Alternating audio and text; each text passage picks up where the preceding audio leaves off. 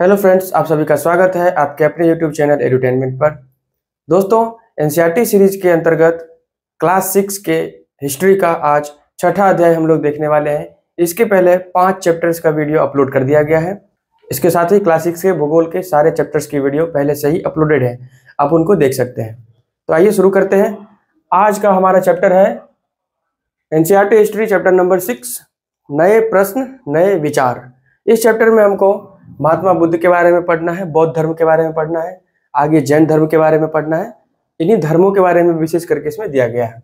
तो आइए महात्मा बुद्ध के बारे में शुरू करते हैं। बुद्ध का जन्म 563 ईसा पूर्व लुम्बिनी नामक जगह पर हुआ, जो कि अभी नेपाल में है, और इनकी मृत्यु 483 ईसा पूर्व 483 बीसी में हुआ कुशीनारा में, जो कि अभी यूपी के देवरिया जिले में स्थित है।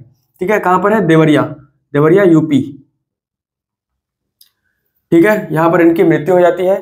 महात्मा बुद्ध के पिता का नाम शुद्धोधन था, जो कि शाक्य गण के मुखिया थे। जो हम लोगों ने पहले पढ़ा है गण और संघ, ऐसे ही एक शाक्य गण था, इसके क्या थे? मुखिया थे शुद्धोधन। और माता जो थी उनका नाम था माया देवी, जो कि कोलिय वंश से संबंधित है। ठीक है, अब देखिए, इनकी पत्नी का नाम यशोधरा है। महात्मा बुद्ध की पत्नी का नाम यशोधरा है। और जब बुद्ध 16 साल की उम्र में थे तब उनकी शादी हो गई थी, और बुद्ध का उत्तराधिकारी मैत्रेयी है। ठीक है, अब क्या होता है, जब महात्मा बुद्ध का जन्म हुआ था तो जन्म के 7 दिन के बाद उसी प्रसव पीड़ा में उनकी माता का मृत्यु हो गया। तो इनके पिता शुद्धोधन ने महात्मा बुद्ध की मौसी या सौतेली माँ प्रजापति गौतमी से शादी किया, और उन्होंने आगे महात्मा बुद्ध का पालन पोषण किया। ठीक है, शुद्धोधन कपिलवस्तु के राजा थे। कपिलवस्तु नामक जगह है, वहां के राजा थे। इसके बाद ये हम लोग देख चुके हैं, बुद्ध के जन्म के 7वें दिन माता की मृत्यु हो गई। महात्मा बुद्ध एक बार कपिलवस्तु, जो उनके पिता का राज्य था, उसमें एक बार भ्रमण पर निकले, घूमने के लिए निकले। तो उनको वहां पर 4 दृश्य दिखाई दिया। ठीक है, उन चारों दृश्यों को देखने के बाद उन्होंने मन बना लिया कि मुझे भी ज्ञान की प्राप्ति के लिए घर छोड़कर जाना है। ठीक है, तो देखिए वो क्या 4 दृश्य थे। पहला दृश्य उन्होंने देखा कि एक बूढ़ा व्यक्ति बैठा हुआ था, जो कि बहुत ज्यादा बूढ़ा था और वो परेशान था। ठीक है, दूसरा उन्होंने एक बीमार व्यक्ति को देखा, ये तो ऑटोमेटिकली परेशानी होगा। तीसरा उन्होंने एक शव यात्रा देखा, शव को लेकर के जा रहे थे। और चौथा उन्होंने एक सन्यासी को देखा। और इन चारों दृश्यों को देखने के बाद उनको सन्यासी बहुत ज्यादा प्रभावित किया, क्योंकि सन्यासी को दुनिया से ज्यादा मतलब नहीं होता है, और ये बहुत ज्यादा खुश था। ठीक है, तो इस सीन को देखने के बाद महात्मा बुद्ध ने डिसाइड किया कि मैं अब अपने गृह को त्याग करके ज्ञान की प्राप्ति के लिए निकलूंगा। महात्मा बुद्ध का बचपन का नाम था सिद्धार्थ। ये कपिलवस्तु के राजकुमार थे जब इनका नाम क्या था? सिद्धार्थ। जब इनकी 29 वर्ष की आयु थी, देखिए शादी हुई थी 16 साल में, 29 साल की आयु में ये अपना गृह त्याग देते हैं। अपनी पत्नी और एक छोटा बच्चा था राहुल, उसको छोड़ करके ये अपने घर से निकल जाते हैं।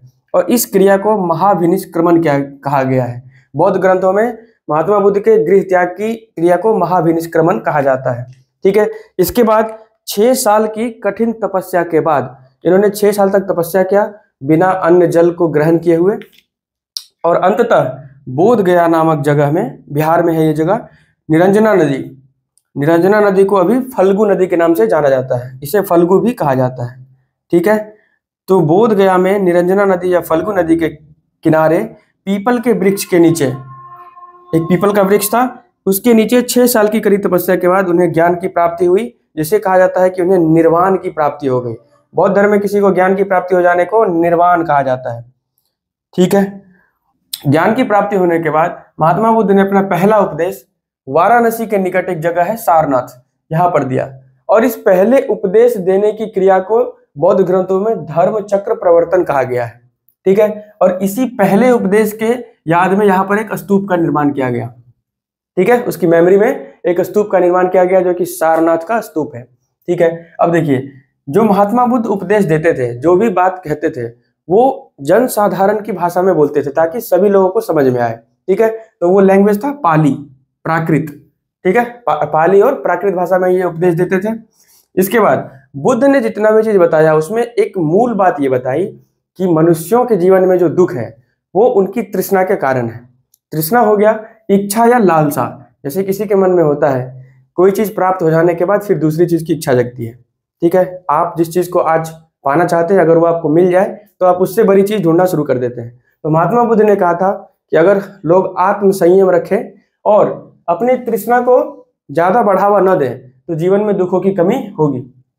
इसके बाद बौद्ध धर्म में अनीश्वरवाद यानी कि ईश्वर में ज्यादा मान्यता नहीं था और पुनर्जन्म में ये मानते थे। ठीक है, आत्मा वगैरह में नहीं मानते थे, बस ये पुनर्जन्म में मानते थे। ठीक है, इसके बाद बुक में एक कहानी दिया गया है, किसा गौतमी की कहानी। ये महात्मा बुद्ध से रिलेटेड है। किसा गौतमी नाम की एक महिला थी, इसके बेटे की मृत्यु हो जाती है, छोटे बच्चे की मृत्यु हो जाती है। तो ये अपने बच्चे को लेकर के सड़कों पे घूम रही होती है कि कोई मेरे बच्चे को जीवित कर दे। तो अंत में एक भले आदमी ने उसको लेकर के महात्मा बुद्ध के पास ले गया।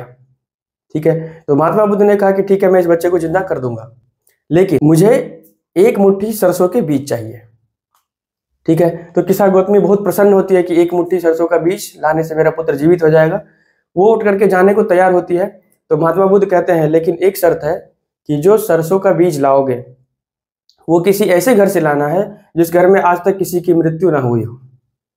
ठीक है, तो किसा गौतमी जाती है, बहुत सारे घरों में ट्राई करती है और उसे एक भी ऐसा घर नहीं मिलता है जहां पर कोई मरा ना हो, किसी की मृत्यु ना हुई हो। तो किसा गौतमी को समझ में आ जाता है कि ये परंपरा है, विधान है, इसे रोका नहीं जा सकता है। तो ये कहानी उसमें दिया हुआ है।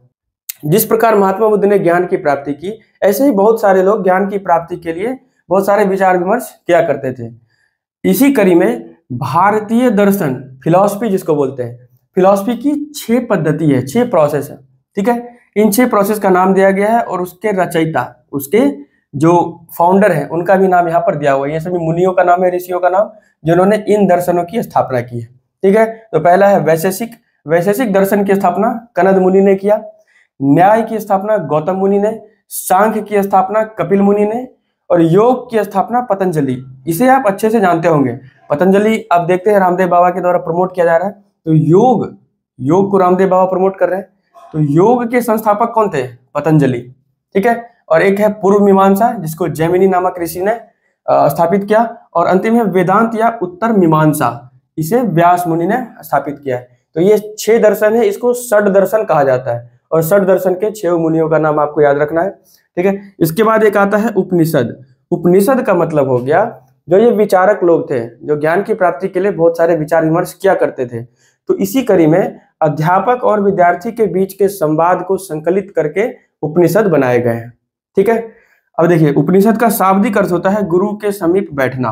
अगर इसका अर्थ निकालेंगे, शाब्दिक अर्थ क्या है? गुरु के समीप बैठना। ठीक है, अब देखिए तो उपनिषद में किन चीजों का कलेक्शन है? जो विचारक लोग थे ज्ञान की प्राप्ति के लिए कि आत्मा क्या है, ब्रह्म क्या है, इन चीजों को जानने के लिए वाद विवाद किया करते थे, संवाद किया करते थे। इन्हीं का कलेक्शन है उपनिषद। ठीक है, इसके बाद एक बुद्धिमान भिखारी की कहानी दी गई है। इस कहानी में क्या होता है? इस कहानी में होता है कि एक भिखारी है, एक मुनि के पास जाता है। ठीक है, और मुनि से कहता है कि उसे कुछ खाने के लिए दिया जाए। तो मुनि कहता है कि हमारे पास कुछ भी नहीं है, हम तुम्हें खाने के लिए नहीं दे सकते हैं, प्लस हम जिस भगवान की आराधना करते हैं हम उन्हें ही जो भी चीज देना है देंगे या लेंगे, आपसे हमको मतलब नहीं है। तो ये भिखारी बहुत ही ट्रिक लगा करके उससे खाना फिर से ले लेता है। कैसे? भिखारी कहता है कि आप जिस भगवान को मानते हैं क्या वो हर जगह अवेलेबल है? तो उसने कहा हाँ। तो फिर भिखारी ने कहा इसका मतलब मेरे अंदर भी वो भगवान अवेलेबल है, विद्यमान है। तो उस साधक ने कहा कि हाँ तुम्हारे अंदर भी भगवान विद्यमान है। तो इस भिखारी ने कहा कि मेरे अंदर जो भगवान विद्यमान है उस भगवान को ही तुम कुछ चढ़ावा दे दो। तो अंततः वो साधक प्रसन्न होता है और इस भिखारी को खाना दे देता है। तो ये एक कहानी है, ये ऐसे विचार हुआ करते थे उस समय पर। इसमें कुछ स्त्री विचारक का भी नाम दिया गया है, ये आपको याद रखना है। स्त्री विचारकों का कौन कौन थे? गार्गी, अपाला, घोषा, मैत्रेयी। ये 3-4 महिलाएं थी जो कि विद्वान थी और ये इस प्रकार के विचार विमर्श में भाग लेती थी जहां पर इस टाइप का बात होता था कि आत्मा क्या है, ब्रह्म क्या है। ठीक है, इसके बाद एक कहानी है सत्यकाम जावाल की। इस कहानी से दोस्तों ये बहुत ही आश्चर्यजनक कहानी है कि उस समय में इस चीज को कैसे लोग एक्सेप्ट करते होंगे। देखिए सत्यकाम जावाल की कहानी ये है कि सत्यकाम जावाल की जो माता थी उसका नाम है जाबाला। ठीक है, और ये एक दासी थी और इसके सत्यकाम जावाल को अपने पिता के बारे में पता नहीं था। ठीक है, तो ये सत्यकाम जावाल को इच्छा होती है सत्य जानने की, उसको ज्ञान की प्राप्ति की इच्छा होती है। तो वो अपने गुरु, वो एक ब्राह्मण है गौतम ऋषि के पास पहुंचता है कि मुझे ज्ञान की प्राप्ति करनी है। तो गौतम ऋषि पूछते हैं तुम्हारे पिता का क्या नाम है या तुम्हारा गोत्र क्या है। तो ये सत्यकाम जाबाल नहीं बता पाता है। वो कहता है कि मेरे पिता की मृत्यु हो गई थी, मुझे गोत्र का पता नहीं है। दरअसल सत्यकाम जाबाल जो है वो जाबाला का पुत्र था, और जाबाला एक अविवाहित महिला थी, अनमैरिड वुमेन थी। ठीक है, तो इस चीज को आज भी समाज में थोड़ा खराब से नजरों से देखा जाता है, लेकिन उस समय भी ये चीज देखिए यहाँ पर विद्यमान है। अविवाहित माता का एक पुत्र है सत्यकाम जाबाल। तो गौतम ऋषि इसकी सत्यता से, इसकी ईमानदारी से बहुत खुश होते हैं और इसको अपना शिष्य बना लेते हैं। तो सत्यकाम जाबाल के गुरु हो गए गौतम ऋषि, और इस गौतम ऋषि ने सत्यकाम जाबाल को ज्ञान की प्राप्ति में मदद की, और आगे चल करके ये बहुत ही बड़ा ऋषि बन जाते हैं। सत्यकाम जाबाल एक अच्छे ऋषि बनते हैं, अच्छे मुनि बनते हैं। इसके बाद अगले स्लाइड में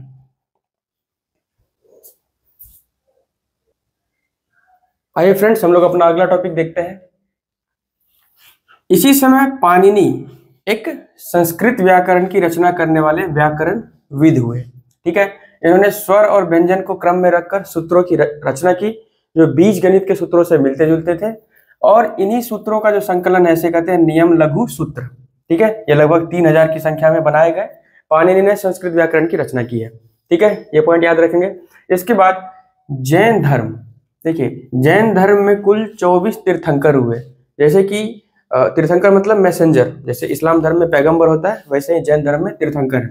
तो पहले तीर्थंकर थे ऋषभदेव, और आखिरी तीर्थंकर 24वां, ये लास्ट था। इसके बाद कोई तीर्थंकर नहीं हुए।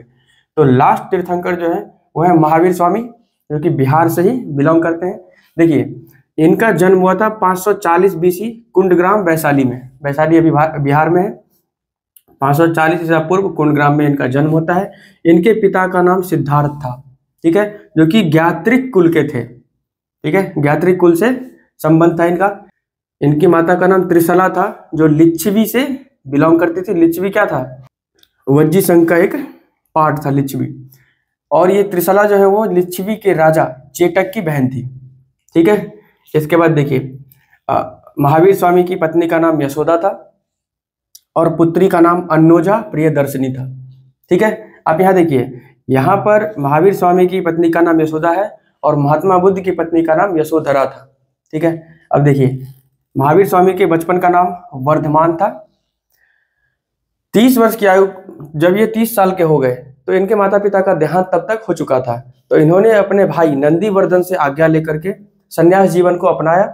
ठीक है, तो 30 वर्ष की आयु में ये नंदीवर्धन, अपने भाई नंदीवर्धन से अनुमति लेकर के संन्यास ले लेते हैं। इसके बाद 12 साल तक तपस्या करते हैं, और 12 साल की तपस्या के बाद जृंभिक नामक जगह है, जृंभिक नामक जगह में ऋजुपालिका नदी के किनारे साल वृक्ष के नीचे, महात्मा बुद्ध का कैसा था? बोध गया में पीपल पेड़ के नीचे और फल्गु नदी के किनारे। यहाँ पर है जृंभिक नामक जगह पे ऋजुपालिका नदी के किनारे और साल वृक्ष के नीचे इन्हें ज्ञान की प्राप्ति होती है। ठीक है, और इन्होंने जितने भी उपदेश दिए वो प्राकृत भाषा में दिए। देखिए उसमें प्राकृत भाषा फेमस था, बस ये है कि स्थान के हिसाब से उसका नाम बदल गया था, लैंग्वेज सेम ही था। जैसे प्राकृत को मगध में आकर के मगधी कहा जाने लगा। ठीक है, तो प्राकृत भाषा ही जनरली सबका मूल है। ठीक है, तो इन्होंने अपना जो उपदेश है वो प्राकृत में दिया, जिससे कि जन सामान्य को ज्यादा समझ में आए। ठीक है, और महावीर स्वामी का पहला अनुयायी बने जामिल। जामिल इनके दामाद थे। इन्होंने, अभी आपने देखा है कि महावीर स्वामी की पुत्री का नाम है अन्नोजा प्रियदर्शनी, तो इनके जो पति थे जामिल, वो महावीर स्वामी के पहले अनुयायी बनते हैं। इसके बाद महावीर स्वामी ने जैन धर्म की स्थापना के बाद अहिंसा के कड़े नियम बनाए। ठीक है, इन्होंने छोटे से छोटे सूक्ष्म जीव की भी जान की परवाह की, और लोगों को हिदायत दी कि छोटे से छोटे जीवों को भी कष्ट नहीं पहुंचाना है, उनकी हत्या नहीं करनी है। ठीक है, अब जैन धर्म अपनाने वाले पुरुषों को भिक्षु कहा जाता था और महिलाओं को भिक्षुनी कहा जाता था।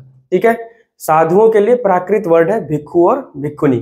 ठीक है, अब इनकी जीवन शैली कैसी थी, कैसे नियम बनाए गए थे? तो सबसे पहली बात, उनको भिक्षा मांगकर भोजन करना होता था, ईमानदारी से जीवन जीना होता था, चोरी नहीं कर सकते थे, और ब्रह्मचर्य का पालन करना होता था। ठीक है, तो इस प्रकार के कड़े नियम बनाए गए थे जो भी जैन धर्म के अनुयायी हैं उनके लिए। अब देखिए, इस प्रकार के नियमों को व्यापारियों का समर्थन खूब मिला, ठीक ठाक मिला, व्यापारी इसका समर्थन करते थे। लेकिन जो किसान थे वो इस चीज का, जो आप कहते हैं अहिंसा, इसका समर्थन नहीं कर पाए, इच्छा रहते हुए नहीं कर पाए, क्योंकि किसान जब खेती करते हैं तो खेती के दौरान फसलों को नष्ट करने वाले कीड़ों मकोड़ों को मारना पड़ता है। तो वो अहिंसा को अच्छे तरीके से निभा नहीं सकते थे, इसलिए इन्होंने इतना समर्थन नहीं दिया। 1500 साल, अच्छा देखिए, इसके पहले जैन धर्म की जो भी शिक्षाएं थी वो मौखिक थी, गुरु अपने शिष्य को कहते थे और वो आगे ट्रांसफर करते थे। आज से 1500 साल पहले जैन धर्म की शिक्षाओं को गुजरात में एक जगह है, नाम है बल्लभी, यहाँ पर बल्लभी नामक जगह पर इसको लिखा गया है। इसके पहले मौखिक चल रहा था, ठीक है। और जो ये जैन वर्ड है, जैन वर्ड निकला है जिन शब्द से, ठीक है। और जिन शब्द का अर्थ होता है विजेता। जिन है प्राकृत वर्ड, इस प्राकृत वर्ड का अर्थ क्या है? विजेता, ठीक है। इसके बाद देखिए, बौद्ध और जैन धर्म दोनों में महात्मा बुद्ध और महावीर स्वामी दोनों ने कहा कि अगर किसी व्यक्ति को ज्ञान की प्राप्ति करनी है तो उसे अपना घर छोड़ना ही पड़ेगा, गृह त्यागी बनना ही पड़ेगा, ठीक है। तो लोग घर छोड़ करके अगर धर्म में आ रहे हैं तो उनके रहने की व्यवस्था होनी चाहिए। तो एक संघ का निर्माण किया गया, ठीक है। इस संघ में कौन लोग रहते थे? जो घर त्याग करके आते थे उन लोगों का एक समूह था, उसको संघ बनाया गया, ठीक है। और संघ में रहने के कुछ नियम होते थे। उस नियम को विनय पिटक नामक ग्रंथ है, बौद्ध ग्रंथ है, इसमें मिलता है। विनय पिटक क्या है? बौद्ध ग्रंथ है। इसमें क्या है? संघ में रहने वाले लोगों के लिए नियम की व्याख्या की गई है। पुरुष और स्त्री के लिए अलग अलग व्यवस्था थी, ऐसा नहीं कि एक ही जगह पे रह रहे हैं, दोनों को अलग अलग जगहों पर रखा जाता था, ठीक है। और संघ में कोई भी प्रवेश ले सकता था, कोई बाउंडेशन नहीं था कि कौन आएंगे और कौन नहीं आएंगे। बस कुछ शर्तें थे, जैसे कि अगर किसी बच्चे को बौद्ध धर्म इसमें आना है, संघ में आना है, तो अपने माता पिता से अनुमति लेनी होगी। अगर किसी दास को आना है तो अपने स्वामी से अनुमति लेनी होगी। किसी महिला को या पत्नी को आना है तो अपने पति से अनुमति लेना होगा। कोई कर्जदार है, अगर वो आना चाहता है तो अपने देनदार से अनुमति लेगा। और कोई अगर राजा के लिए काम करता है, राजकर्मी है, तो उसको राजा से अनुमति लेकर के ही संघ में प्रवेश दिया जाएगा। लेकिन प्रवेश सबके लिए ओपन था, कोई भी जा सकते थे। इसके बाद देखिए विहार। विहार क्या है? इसी विहार के नाम पर हमारे राज्य बिहार का नाम पड़ा है, ठीक है। तो देखिए विहार क्या है, जितने भी भिक्षु थे वो साल भर पूरे देश में घूम करके, पूरे राज्यों में घूम करके बौद्ध की जो शिक्षाएं थी वो देते रहते थे लोगों के बीच में। लेकिन जब बारिश का टाइम आता था तो जब ट्रैवल करना मुश्किल हो जाता था तो ट्रैवल नहीं करते थे, तो इन बारिश के समय में वो लोग कहीं एक जगह टिक करके रहते थे, ठीक है। तो जो रहते थे एक जगह पे, उसी को विहार कहा गया है, ठीक है। शुरू शुरू में तो जो इनके अनुयायी थे, जो इनके समर्थक थे, उनके यहाँ रुक जाते थे। फिर बाद में एक परमानेंट सा घर बनाया जाने लगा कि जब भी बारिश का मौसम आएगा तो सारे भिक्षु आकर के वहां पर जमा हो जाएंगे। तो उसी प्रकार के जगहों को क्या कहा गया? विहार कहा गया, ठीक है। वर्षा ऋतु में एक जगह रुकते थे और उस रुकने वाली जगह को विहार कहा गया, ठीक है। और इसी का नाम आगे चल करके बदल के बिहार हो गया, जो एक राज्य का नाम है, ठीक है। अब देखिए, बौद्ध धर्म के दो भाग हो गए, एक हो गया महायान और एक हो गया हीनयान। तो महायान जो है वो महात्मा बुद्ध की मूर्ति बना करके उसका पूजा करना स्टार्ट कर देता है, और हीनयान ऐसा नहीं करता है, ठीक है। तो ये एक डिफरेंस है महायान और हीनयान में। ये मूर्ति पूजा करता है और ये मूर्ति पूजा को गलत मानता है, ठीक है। अब इसके बाद देखिए, इसके बाद क्या होता है, यहाँ पर देखिए धर्म में थोड़ा सा डिफरेंस आ गया। और दूसरा जो बोधिसत्व है, एक वर्ड है बोधिसत्व। बोधिसत्व का मतलब हो गया कि कोई व्यक्ति जिसने ज्ञान की प्राप्ति कर ली हो, यानी कि निर्वाण की प्राप्ति उसको हो गई हो, तो उसका कर्तव्य ये था कि ज्ञान की प्राप्ति होने के बाद वह एकांतवास में रह करके और ध्यान और साधना करे। लेकिन लोगों ने क्या किया, इस बोधिसत्व की आस्था में थोड़ा सा बदलाव कर दिया। बदलाव कैसा कर दिया कि जिस व्यक्ति को निर्वाण की प्राप्ति हो गई, ज्ञान की प्राप्ति हो गई है, वो फिर दूसरे लोगों को ज्ञान की प्राप्ति में मदद करते थे, उनको शिक्षाएं देते थे और इसमें ज्यादा रुचि रखते थे। तो ये एक बदलाव यहाँ पर बौद्ध धर्म में आ गया है, ठीक है। लोग दूसरे लोगों की ज्ञान प्राप्ति में मदद करना ज्यादा उचित समझने लगे, ठीक है। और बौद्ध धर्म जो है वो देखिए किन देशों में, चीन, Korea, Japan, Sri Lanka, Myanmar, Thailand, Indonesia, इन देशों में बौद्ध धर्म फैल गया। इसके बाद अगले स्लाइड में, तो आइए फ्रेंड्स हम लोग अपना अगला टॉपिक देखते हैं। कुछ तीर्थयात्रियों के बारे में बुक में दिया हुआ है। देखिए, तीर्थयात्री क्या हो गया? वैसे लोग जो प्रार्थना के लिए पवित्र स्थानों की यात्रा करते थे। पुराने समय में लोग अलग अलग देशों में जाकर के उनके जो इंटरेस्ट के धर्म थे, जैसे कि मान लीजिए कि चाइना के लोग बौद्ध धर्म के बारे में जानने के लिए इंडिया आते थे, या और बाकी कंट्रीज में जाते थे अपने धार्मिक चीजों को देखने के लिए, ठीक है। तो ऐसे ही तीर्थयात्री हमारे यहाँ भी आते थे इंडिया में। 1600 साल पहले एक फा सियेन करके नाम है, फा सियेन, ये चाइना के थे। ये इंडिया में आए थे बौद्ध धर्म के बारे में जानने के लिए। 1400 साल पहले xuanzang, ये भी चाइना के हैं, ये भी इंडिया में आए थे बौद्ध धर्म के ही रिलेटेड, क्योंकि अब देखिए चाइना में बौद्ध धर्म को माना जाता है। तो यहाँ के जो लोग थे, जो तीर्थयात्री थे, वो इंडिया में आते थे बौद्ध धर्म यानी कि महात्मा बुद्ध से जुड़े हुए चीज़ों को देखने के लिए, कि उनका जन्म कहाँ पर हुआ, मृत्यु कहाँ पर हुआ, पहला उपदेश कहाँ पर दिए, सारनाथ का स्तूप वगैरह देखने के लिए आते थे। और 1350 साल पहले इत्सिंग, ठीक है। तो ये 3 नाम याद रखेंगे, फासियन, xuanzang और इत्सिंग। फासियन, xuanzang और इत्सिंग, ये तीनों कहाँ के थे? चाइना के थे। और ये बौद्ध धर्म के बारे में जानने के लिए भारत में आए थे। और जब ये यहाँ पर आते थे तो अपने रास्ते की कहानी यानी कि यात्रा वृतांत लिखते थे, है ना, और उसको एक किताब का रूप देते थे। और उन्हीं ग्रंथों को पढ़ के आज हमें बहुत सारी जानकारी मिलती है, उन किताबों को पढ़ के जो ये तीर्थयात्री लिखते थे, ठीक है। तो देखिए, बुद्ध के जीवन से जुड़ी जगह और प्रसिद्ध मठों को देखने के लिए ये लोग यहाँ पर आते थे, ठीक है। इसी कड़ी में एक जो हमारा है xuanzang, ये xuanzang जो है वो जो भारत में आए तो बिहार में स्थित नालंदा विश्वविद्यालय उन्होंने विजिट किया, ठीक है। तो देखिए, नालंदा आने के बाद उन्होंने यहाँ पर अध्ययन किया इस नालंदा विश्वविद्यालय में, और अपने बुक में उन्होंने इस नालंदा विश्वविद्यालय के बारे में कुछ चीज़ें लिखी है जो हमको देखना है। देखिए, उन्होंने क्या लिखा कि नालंदा विश्वविद्यालय के जो शिक्षक हैं वो योग्य हैं और बुद्धिमान हैं, ठीक है। नालंदा विश्वविद्यालय के शिक्षक योग्य बुद्धिमान हैं। उसके बाद महात्मा बुद्ध के द्वारा दिए गए उपदेशों का ईमानदारी पूर्वक पालन होता है नालंदा विश्वविद्यालय में, ठीक है। अगला पॉइंट है, मठ के नियम जो है एकदम टाइट है, सख्त है, किसी के लिए लचीलापन नहीं है, अगर जो नियम है वो फॉलो करना ही पड़ेगा, ठीक है। उसके बाद पूरे दिन वाद विवाद चलता रहता है, यानी कि नालंदा विश्वविद्यालय में, अब देखिए वहां पर ऐसा नहीं था कि टीचर सिर्फ पढ़ा रहे हैं और छात्र सिर्फ पढ़ रहे हैं, ऐसा नहीं था।